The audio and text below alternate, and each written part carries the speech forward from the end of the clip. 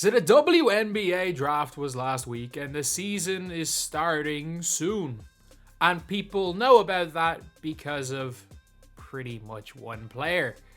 And that player is the player that a lot of people are going to call the savior, or are calling the savior of the WNBA.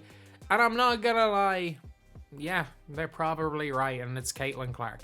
Caitlin Clark is, I'm not going to say the greatest female college basketball player of all time, because I don't know, probably is. You know what, in terms of like, a lot of people use the argument of like, for Michael Jordan for his greatness that he propelled the sport of basketball. If you want to use that argument, it is without question Caitlin Clark. But like, to say Caitlin Clark is better than everybody else, I don't know. Probably, maybe. We'll see in the WNBA. We'll see. Basically, the WNBA is in a situation where they're now guaranteed to be profitable. So a lot of people are like, oh, the WNBA loses X amount of money every year. Man, they lose half of Tobias Harris' yearly contract worth of money every year as a league. It's not like the WNBA is losing a crazy amount of money. Like, it's like 1% of probably the luxury tax is how much the league loses as its entirety. So it's not like the NBA subsidizing that. Like, the NBA wastes a lot more money and a lot dumber things than the WNBA. Let's just be very clear about that. But at the same time, like, the league's gonna be profitable. The league may have already profited just from jersey sales from Caitlin Clark alone, as well as the ticket sales from Caitlin Clark alone, as in whatever about the Las Vegas Aces, which people are like, oh, they sold a bunch of tickets, and I'm like, yeah, they're a damn super team. Half the best players in the world play for the Aces, the other half play for the damn Liberty. The league is going to be profitable. It's a guarantee to be profitable.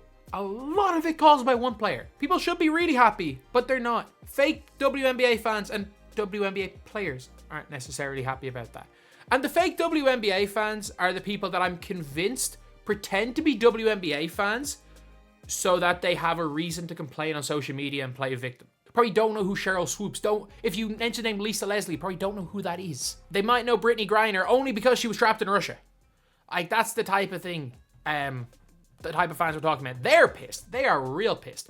And the other people that are pissed are the WNBA players. And like, they are sabotaging their league.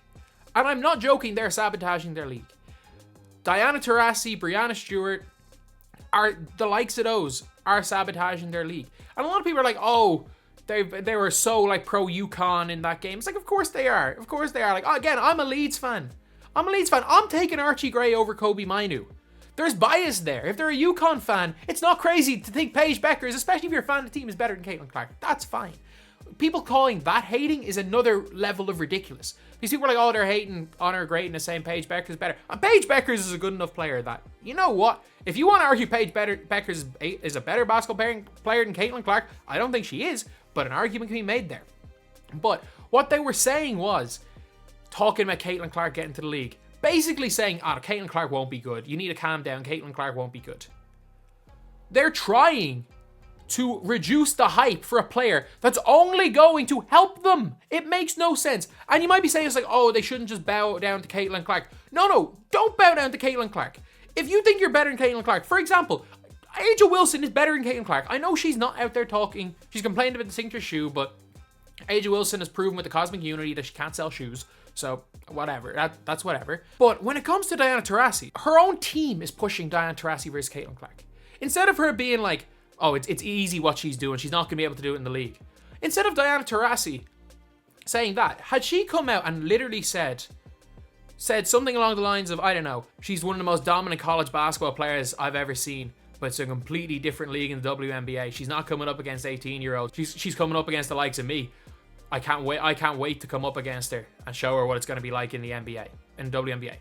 One, belittles not only Caitlin Clark, reduce the hype for the league. The other promotes a potential matchup between the GOAT and who people believe is like the next GOAT. And I'm not gonna lie, if you are any of likes of, say, Breanna Stewart, Aja Wilson, if you're Kelsey Plum, if you're Sabrina Ionescu, Neko Owumake, if you're those type of players, you should, like, your eyes should light up when you see this scenario. Because you know twice as many people are going to be watching your games. If you go and cook Caitlin Clark, You become a household name, especially if Caitlin Clark is as good as advertised. If you're those type of players, you want Caitlin Clark to be as good as advertised. Because Caitlin Clark, it's not necessarily that she's better than everybody else is why she's getting eyes. It's just how she plays. Caitlin Clark does stuff that you don't really see.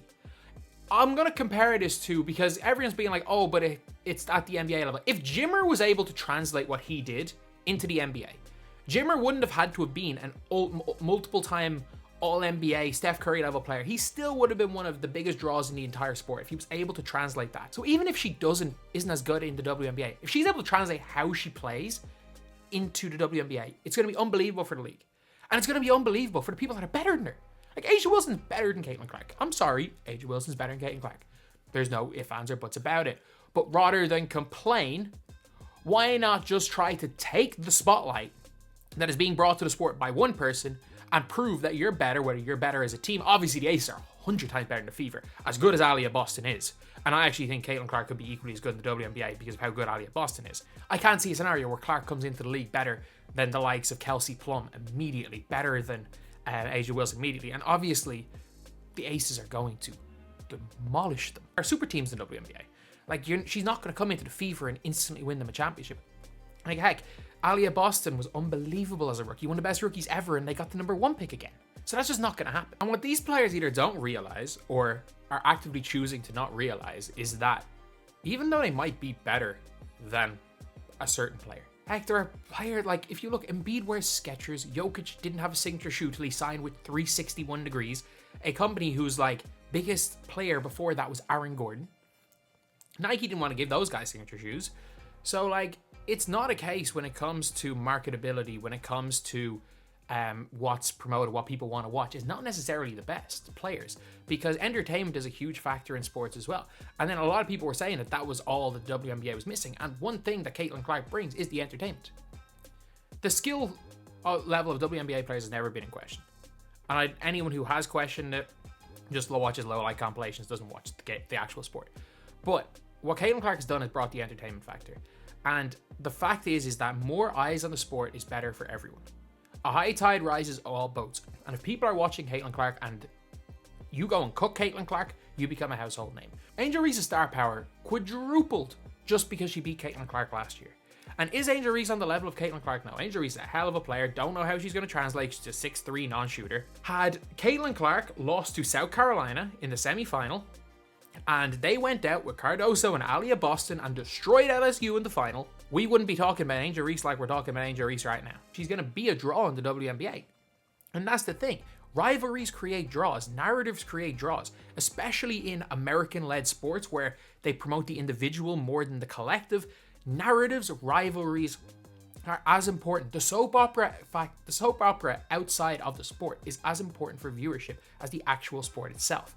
And the funny thing is that the WNBA players, if they had attacked this at an entirely different way, this could have been, it already is the most hyped season, but this could have been a season where the hype is crazy, where it's the regular season for WNBA could have more hype than the NBA regular season. So no one gives a damn about that anymore. But at the same time, I do think the league is going to be in a good spot this year. And also it's on at the same time as the NBA Summer League, and no one gives a damn about these rookies, so people are going to be looking to watch basketball, and I think people are going to choose the WNBA over watching the Summer League this year, if I'm being honest. Either way, I think the league is going to have a really solid year. I think Caitlin Clark is going to be one of the best rookies ever, and I think she's going to be given the opportunity to be one of the best rookies ever. I think that putting her with competent players, she's even better. As long as she's allowed to take 7 or 8 crazy shots a game. I still think she averages 25 and 8. Maybe not 25 and 8. Probably 22 and 8, I'd say. Because she's Aliyah Boston on our team. Either way, yeah, pretty much it, lads. First video back. Hopefully not the last.